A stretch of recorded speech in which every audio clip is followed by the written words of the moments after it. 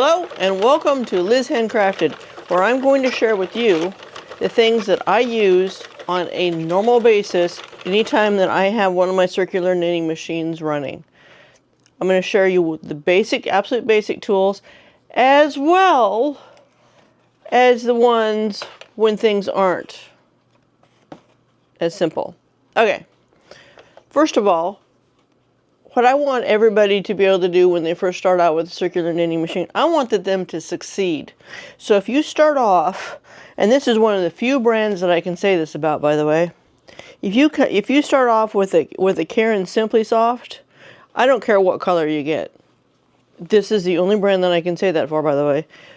You'll succeed, okay? It's a lighter weight, so this is a 3, I believe. No, this is a 4.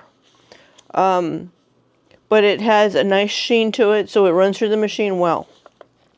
You start off with one of those, you're going to succeed. Okay, so the tools that you need for absolute basic principles. Very simple. 1, it helps to have thread, yarn. It helps to have yarn. My number 2 piece is being able to cut said yarn and being able to cast off said yarn. Said project. Casting off. These 2 things. I suppose you could snap your yarn. Yeah, you could do that. But casting off would be really hard without a needle. And by the way, at least the Addies, they come with this. And just a little tip real quick. I think this is running, yeah. The ones with a little curved tip are really nice. And if it narrows down in the end, those are the best ones to get. Okay? Number 2 piece. Number 2. And I know people argue with me on this one. I've heard it multiple times. All of my machines have a set of silicone earplugs on the front end of them. All of them. That one will soon. But honestly, almost everything I run with that, it's got a nice soft sheen, so it hasn't been a thing yet. Alright, so, but this silicone earplugs, whether they're functioning as a tensioner, a positioner, or what exactly they're doing, I'm yet to prove. But what I do know is this. It works. So my machines have silicone earplugs. Okay? And the next piece is a satiny scrunchie. A satiny scrunchie. Because once you get enough accumulated and it hits the table, you need to bring it up into a ponytail. You just literally gather it up. I'll have to show you that, but I got to get to the point of doing that. So I'll show you in a minute, okay? Now, when you do have a really good running yarn, like the Karen Simply Soft, it comes into another phase of tools. Now, they make the machines that go in place of the handles. Whoops, this is actually the wrong one for this machine. Just a second. And don't ask me for this one. This one was one we 3D printed eons ago before they were really popular, just to have them. Okay, so we know what these are. And by the way, this sitting here, this is a tensioner. Honestly, they're probably both tensioners. Okay, they're probably both tensioners. But this is a tensioner for an Addie. I'll show you that in a little bit. Okay. But yeah, your basic tools. You have to, I don't think you can get by without a needle. And you really kind of need a pair of scissors. And of course your yarn. Now, when you're running good, and I don't know how well this is going to work on here, because that is one of the things about the Centros that I don't love, is it's a lot harder to hold them down. But it'll run. Alright, we're not going to do that forever. However, I just want to show you that that's a thing. You can get these on Amazon easily. I'll have links in the description for these. This one goes to the Addie. Alright, enough of easy stuff, right? Enough of easy stuff. I'm going to unclamp that because that's the only way I hold this one to the table very well. I'm just going to set it aside. Alright, I used this one. This is one of my Addies. I used this one because I also used blue. Because I knew it was going to fall apart. I knew it was going to go badly. Alright, phase 2, we'll call it phase 2, of tools. Soon as things don't go perfectly, these two are a must. Some people prefer a crochet hook over the latch hook. I'm not in that boat, however, I use it on occasion too. So I'm going to just go ahead and share with you real quick.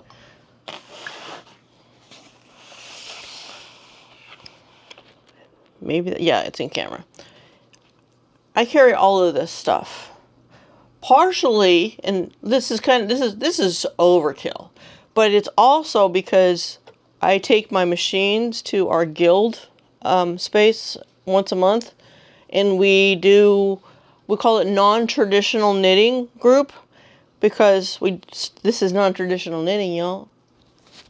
It's circular knitting machines, your flat knitters, your loom knitting, all of that's non-traditional. It's not the same thing as regular knitting.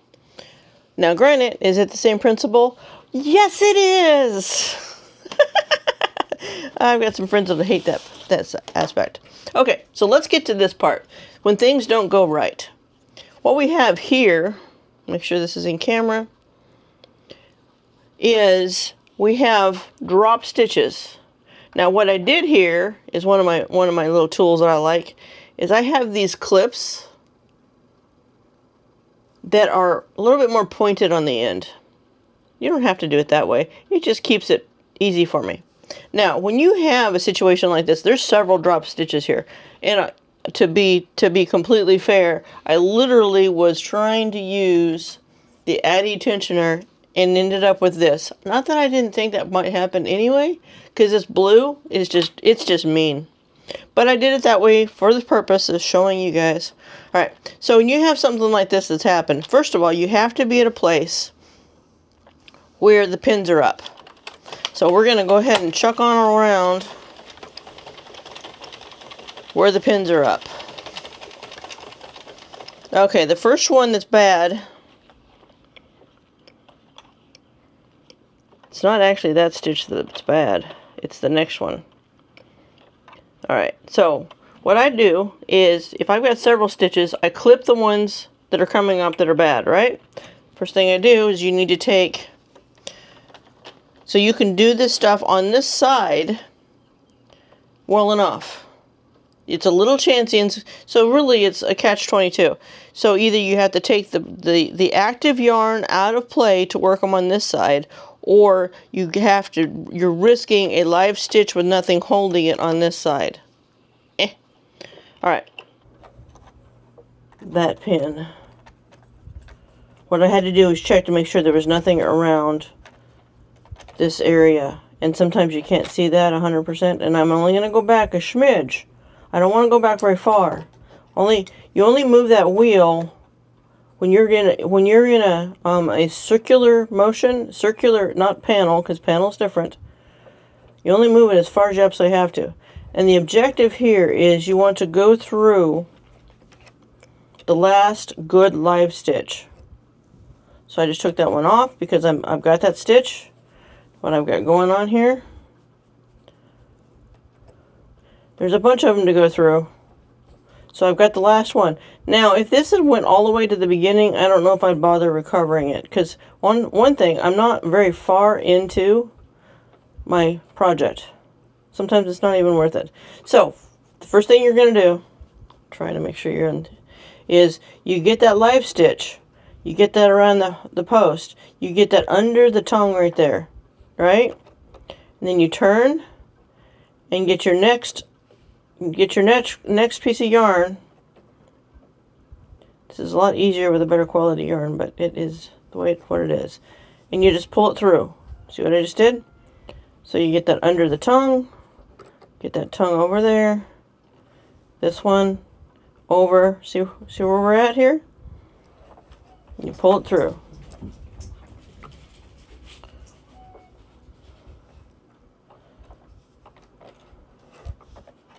So what we're doing is a knit stitch kind of backwards. So you're really just working on the back side. See me as I repeat this. I'm going to take that out from underneath that bar so I can get A little bit more room to it. Nobody said that this wasn't fiddly, because it is. But it's doable, that's the thing. And, by the way, so drop stitches and tuck stitches have the same principle. You basically go back to your best stitch, a good solid stitch. Okay, now what I got to do is I got to bring that pin back up.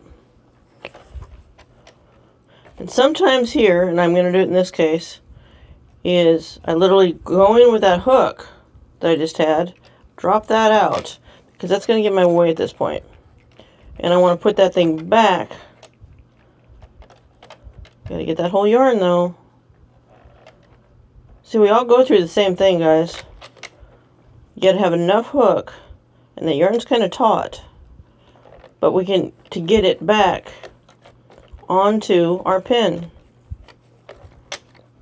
It's not going to be nice to me, is it? Because it doesn't want to give.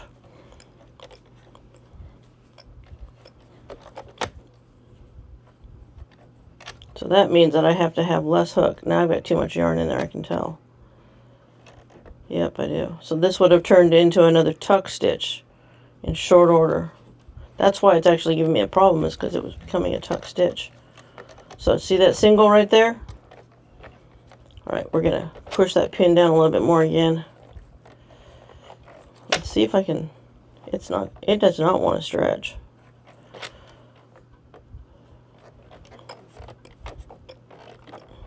The whole point is to get that thing over the pin.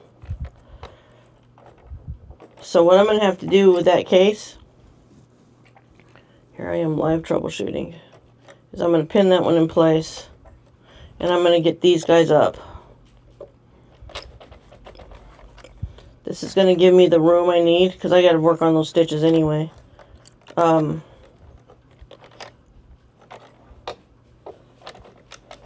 get that thread back. Just take those off. Now, come back in, keeping track of which stitch I need, because now I've lost my loop, right? Sorry about the camera angle switching out a little bit. I am still trying to actually move here. I am the tripod.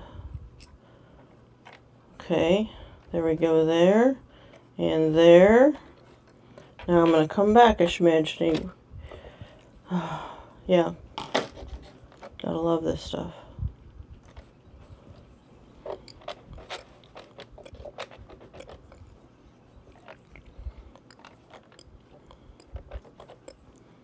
Gotta watch my other stitches, because I don't want them to be dropping the wrong way either.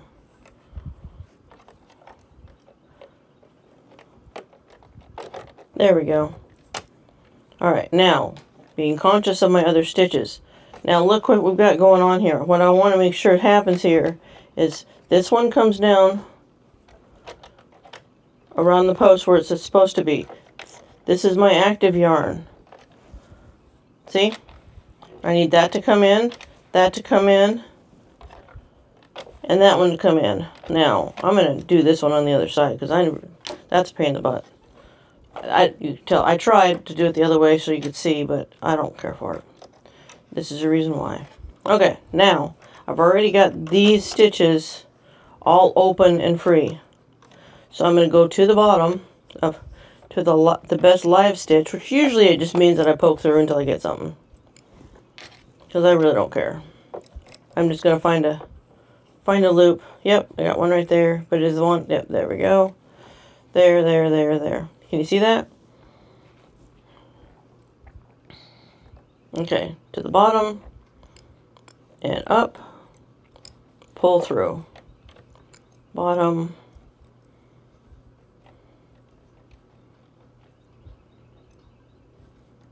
Up. Pull through.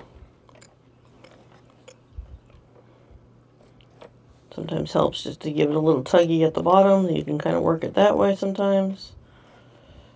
All sorts of methods. And once you get used to this stuff, it's really not a big deal. It's like some of the ladies in my non-traditional knitters group, they're like, how the heck do you fix stitches as fast as you do? Only because I've done it so many times. It's just practice. It has nothing to do with anything else other than having done it a bunch of times, and I know what to look for. That's all. The first time you're looking at it and going, I got a mess, I have to start all over. Well, not necessarily. Okay, down. Sorry.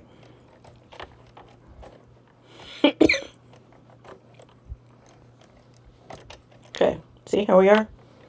Now, what we have here, though, is we got to have that.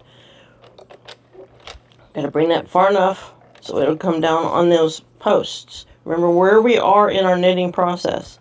That's why getting to know your machine, getting to know how things work is important. Now, see what's going on here. I have a feeling that one's... We're going to have to watch that one. I'll probably have to deal with it when it comes back around. Okay, get that one back into its place.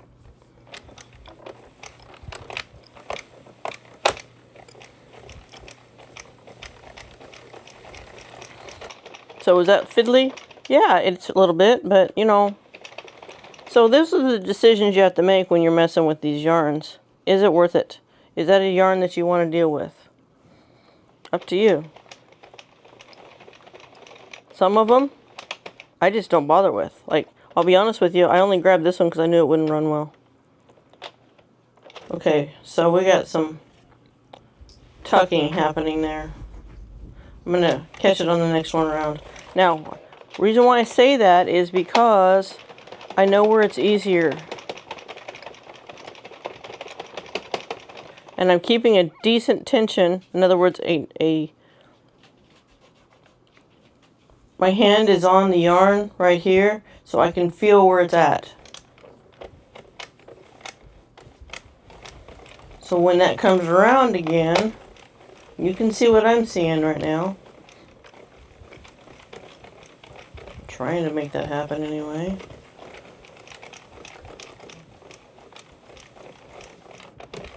Okay, there's our tuck. See, look, right here, there's 2 threads on that needle. Okay, so what we're going to do, take our active yarn out of play. Get that puppy off of there while the needle's down far enough to do something with. Get that one off of there and fix a stitch. Now, this is where your stitches get funky because when they get tied up together, and you would definitely notice that if you were to go rip this out and try to rewind this yarn, that would have been a knot because it's a tuck stitch. Some of them, they're just not much fun to fix, but it's the same exact thing. Do you see what I just did though? I literally just went to a good stitch, went down to a good stitch, and then I'm going to knit it back up to where I need it.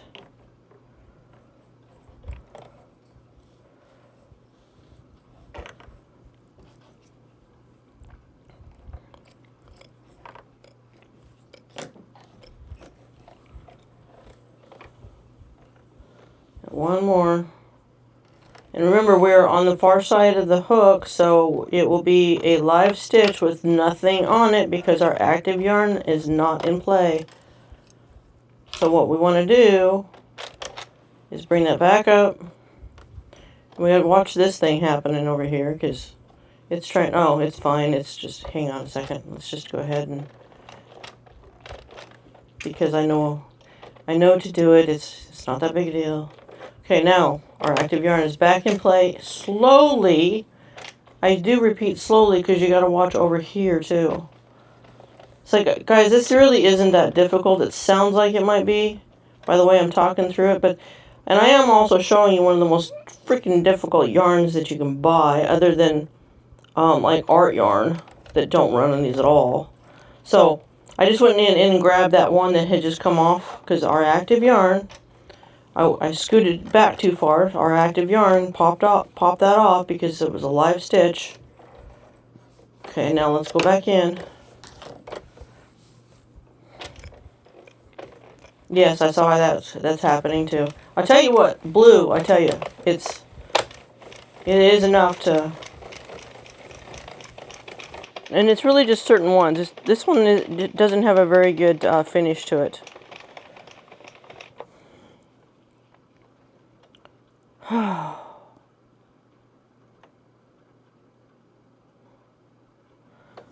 going to keep fixing these, seeing how this is half the purpose of the video. But you can see why I don't use this yarn. Kind of takes the fun out of it. But it is at least proving to be something that's showing you plenty of things, maybe. I don't want to be forever fixing things all day long, though.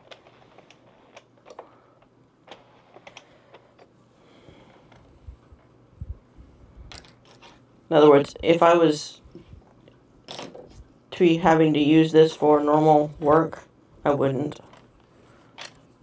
I'll use it for color work and for other things, but it's not a circular knitting machine yarn. And by the way, this is probably a super saver from like forever ago. Like really old super saver. It's probably what it is. I don't remember. I just know that it doesn't work.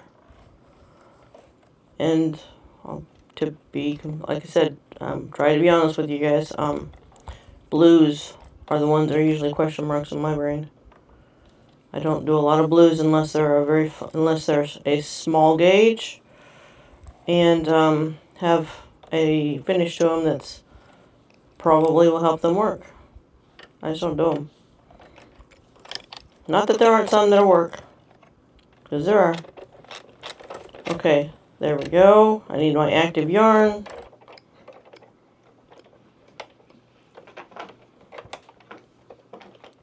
And I've got another one over there that wants to tuck. But that's because I was just operating on it. See, there's another tuck stitch right there. Oh, I hate this yarn. But you're getting to see the tools in action, which was why I was creating this video in the first place.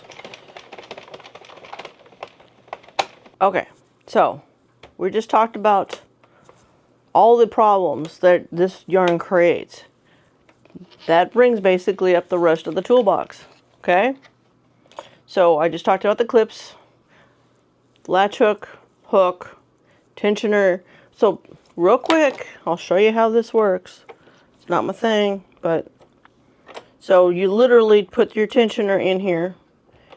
You need to pay attention to your short leg versus your long leg. And your yarn is going to go through. This is for Addies only. This is not a central tensioner. And then choose a place to put it. Little insight when I had all those drop stitches, because I wasn't using this. Okay? But if that's a thing that you want to use and it works for you, no different than the silicone works for me, which I'm still using, by the way. Go for it. I'm not a fan, okay? But notice the top there, that's what it's for. Otherwise, the little hole right there is actually your tensioner. Okay, enough of that. Now, things aren't going right, and I know the one thing that's going to make this yarn run better, because I really want to use it, I'm being fictional, however, is weight. We need to add weight. So, multiple ways that you can do that, okay?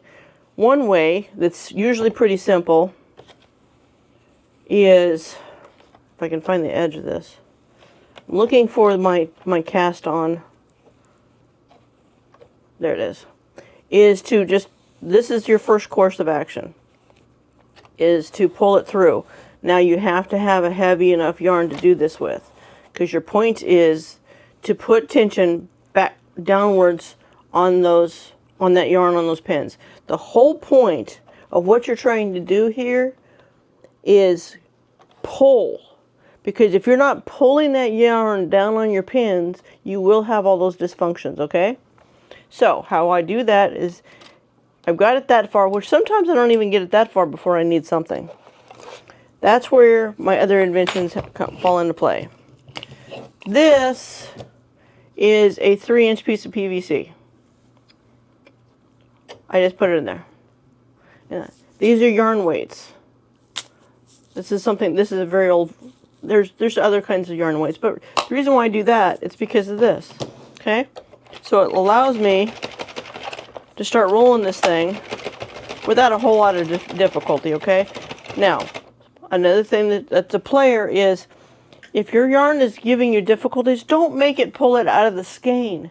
The skein, I have mine down, is I just pull a bunch out, pull it on the floor.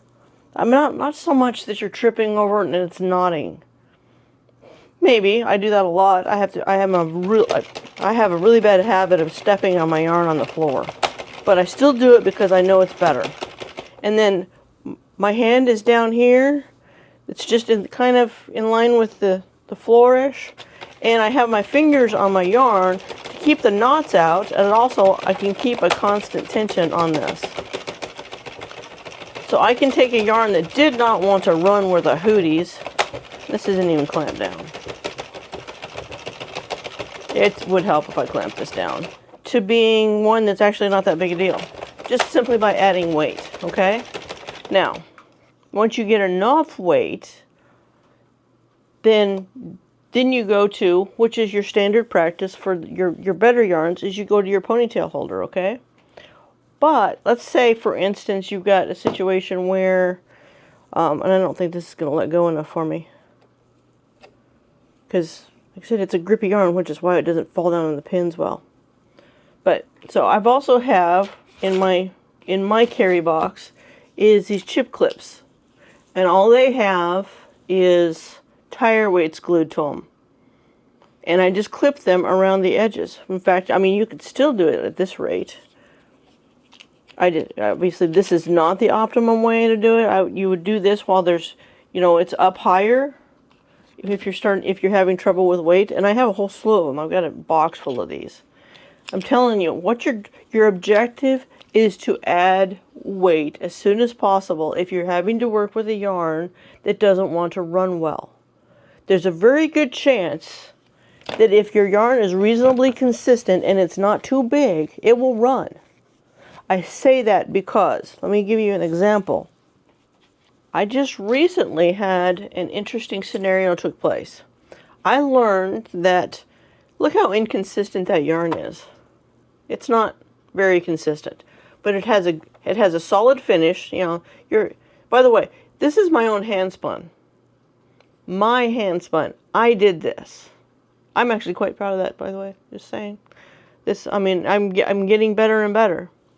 So I learned that I could run this yarn on these machines because most of the time the spinning is reasonably solid. That is part of the key here, okay?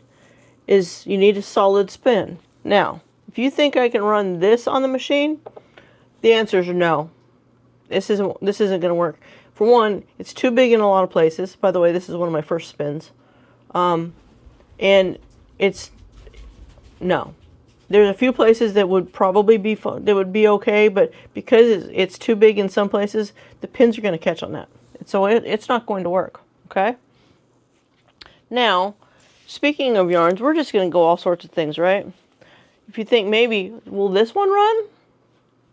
Actually, it does. It does just fine because it has a decent consistency to it. Now, I think if I recall correctly, I ran this and even put the drill to it. And when I say the drill to it, that means that I can run fast enough with the right tensionings. I do believe I ended up adding some weight. A little, maybe. I can't remember, but it didn't have a problem. It's actually in my bin of the things that I take when I go do my non-traditional knitters group because I know it runs. Because I've done it. I think those things are actually, it's right here. Hee! That yarn is what made the top half of this. It ran just fine. A lot of it has to do with consistency and the gauge of your yarn. And you look at this one, for instance. You're like, oh, that doesn't have... Well, quite frankly, it's fine because it's actually a small gauge. It worked just fine. So, a lot of it has to do with your sizes and your consistency of yarn and how you're using your tools, okay? Let me show you another example of something that's rather odd. Hopefully I can... Yeah, here we go. This one, there's hardly any spin to it. In fact, it's rather weak yarn. But it runs just fine because it's not big. It's not a very big gauge. This is acrylic, so it's not like it has the staple length, because acrylic doesn't have a staple length. Anyway, this one actually runs fine. These are some of the kinds of yarns that I use for inside hats when I'm giving to charity and stuff. Okay? So, to give you some thoughts on how that can work, like I said, I've showed you. One of my favorite things is this one, and I probably will do that other one and show you how I use this specifically. And then when I really, really want to use yarn and it's giving me, it's really being mean, then I break out the ridiculousness. And this is clips all tied together on a band with fishing weights. But I can get this right up on the edges to where within like the first 5 rows, I can get this on there. If I'm desperate to run that yarn, I have to really want to run that yarn, because this is it's tedious to put on. But it works, because the objective, like all things, it's weight. As soon as you can add weight to your project, if it's a yarn that isn't running well, that's your key. Okay? It's weight. So I've showed you everything that's in my carry kit. Literally, it's weights. I've got a ton of needles. Here, move this over to the side real quick. A bunch of needles, because we have kids and stuff that show up trying to do stuff, and I want them, if they get in a hurry, I can at least give them the ability to finish their project in a needle. That's why that's there. Not that you need it. You do need a needle. I don't know how you can actually do anything without a needle of some sort. Even a stick with a hole in it. Anyway, a needle is a must. I have my pom-pom makers. I usually have a little bit of waste yarn, because oftentimes I'll do a hung brim. This one was actually one that I was doing on the 30. So that's another point. Real quick, I'm trying not to stretch this whole thing out, but I have a tendency to do that anyway, is this machine right here. I wanted to point out something. So I'm using a baby weight yarn here. When you're running your finer yarns, it's a lot harder to find your tuck stitches. You're actually looking at the consistency of the stitch. So when I undo this clip, you can see that there's an inconsistency right there. It's really kind of hard to see that stuff unless you're looking for it. Because we don't want, especially something that's probably going to be a single layer, although I think this will probably be a double layer, we don't want them to look weird, right?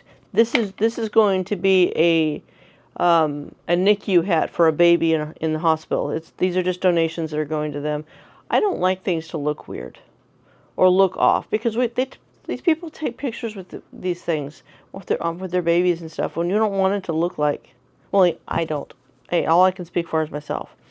But so when I get around on this one, which, by the way, another side note, the tensioner on this one fits the other kind of Centros. So I stole it because my Centro tensioner is broken. Not that I need a tensioner, really.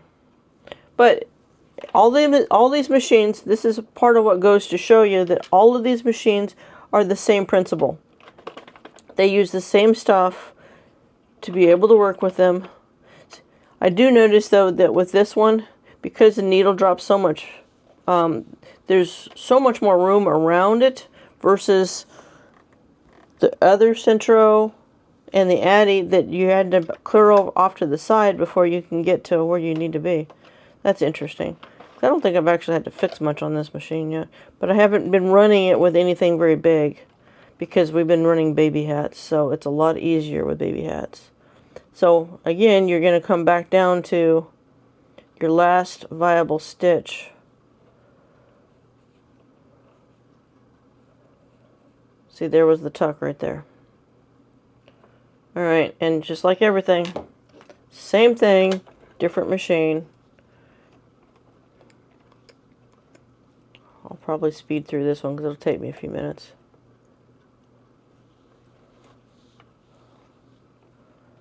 I find that the finer yarns, they work nice on the machines, but they're harder to fix the stitches with. Maybe it's just me. Maybe it's just because I haven't done a lot of it here lately. Yet. I will be, because we're doing a lot of NICU hats.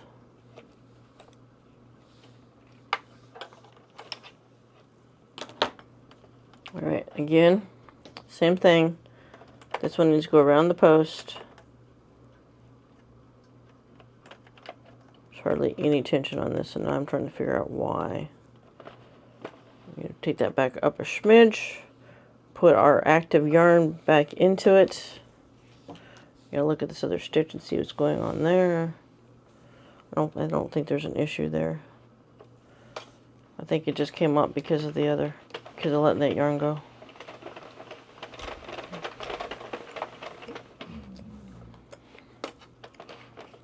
The tension does matter on baby weight yarn, by the way. If you're not running with a decent tension, it's going to get sloppy. I'm not saying that. And also, if you're running with too much tension, which will probably run okay, which, unlike the other weights, they get a little rough when you run with too much tension. It's going to change their size quite a bit. Alright, so same tools, different machine. Doesn't make any difference which machines. Same tools. Alright. Okay, so that one's fixed. I get to show you the tuck and how that was sitting. Alright. And as I just showed you, I stole the tensioner off because my other one needed it. Alright. Real quick, I'm going to run into... do this off camera, though, probably. I'm going to go ahead and pull this to... where's my clamps? And show you how to use the ponytail holder, or the bungee and the weights. Real quick. Because I can. I'll be right back and show you that.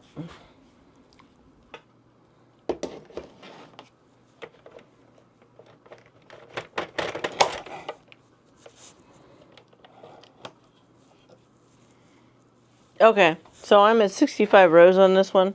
It's starting to touch the table. So what happens is this. When it starts touching the table, then your downward pressure on your pins is greatly reduced. Now, you could, on this kind of yarn, actually just roll it from the downside and just bring it on up. But because if you're going very far with it, that's only going to work so long. So what you want to do, this is why I went ahead and wanted to show you, is you pull it up in the center. Go ahead and grab your ponytail scrunchie. You could do this as early as you want to, especially if you've got a yarn that's not doing well. This one's fine. I'm just trying to make sure that it succeeds well. Okay, because what we don't want is it accumulating on the table. Next thing you know, you're having stitch issues or tension issues because you didn't get it off the table. All right, so, and this doesn't need this, but I'm going to show it to you as an example. Is when I do that, and then you saw me donate it like this, is I literally just do this. And for a yarn that needs more help, that's how I do that, okay? And this, it doesn't need it, but it doesn't hurt. So it doesn't hurt anything to do it that way.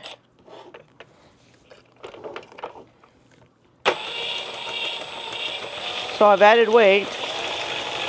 Not that it needs it, it doesn't. It does like a downward trajectory with the yarn. It will run better that way. But it's not necessary. I'm going to talk to you real quick. Alright, so what I hope you've gained from this is to understand what the tools are.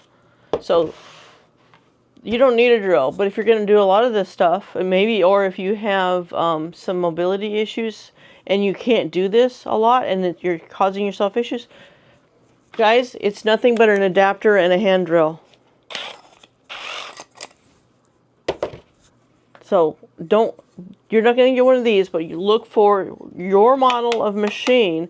And so the handles on both all the centrals are equivalent, and the handles on all the addies are equivalent. So this one's actually an addie. This one is a 3D print we made eons ago. So I'm not trying to say this is a thing. I'm saying that they're out there on the market. You have to have your scissors, your needle, your scrunchie is a really, really good idea. And then when you get past those kind of things that are having, these two, to me, these are absolutely huge, because I don't care. You're not gonna be able to go forever and not have a stitch that goes bad, and you would probably like to fix it. Here's your tools to fix it with. Okay, this is your tools to fix it with. And then if you're starting to have problems, that's where you get to go through your plethora of weights that I've showed you. And I've also got another video talking specifically about weights. Okay, I gave you a lot of it today though, so like that didn't even need to be in there for this, because most of the time, honestly, for a good yarn, just keep on donutting it. It doesn't matter. It's fine. Just keep donutting it. You don't need weight in it. But when it helps, use it. Why not? It doesn't hurt. Too much weight would hurt. If you start hearing your machine go puck, puck, puck, puck, puck, it's probably got too much weight or too much tension. But to me, what I have found is I roll with the least amount of tension I can, because I'm looking for that yarn to have the ability to work. I don't want it tight, because then my product is tight. It makes a smaller product. Okay? So anyway, one of my goals when I started doing spinning and alternate, non-traditional knitting was to be able to spin yarn that would actually run on these machines. Because one of these days, I'm going to actually have wool hats, although I have made some with another kind of yarn. It ran fine, but it can be done. In fact, you can actually make beautiful hats and scarves and all sorts of good stuff with hand spun yarn. I actually had made this one into a drop stitch scarf, and I didn't like one of the way I did it. I've got to revisit the pattern for that, and it worked just fine. So you can do hand spun yarns, just not this kind. This won't work. This is more for a weaver. And have success. So that's what I hope for you, is that you can get into your knitting machine and have successes. If you start with something simple that runs well, I have yet to come across a Karen's Simply Soft that doesn't run well. So if you start there, you're going to have success and get to know your machine. As you get to know your machine, then you can get into more complicated and some of the different kinds of yarns that do different things. And you may have to fix a stitch or two. But they're there, and you can when you know how. So get your toolbox loaded up with the little things that matter. Most likely you have the majority of stuff already. If you don't, I mean, this comes with the machine, most of them. Hobby Lobby has a packages of these things that are super simple.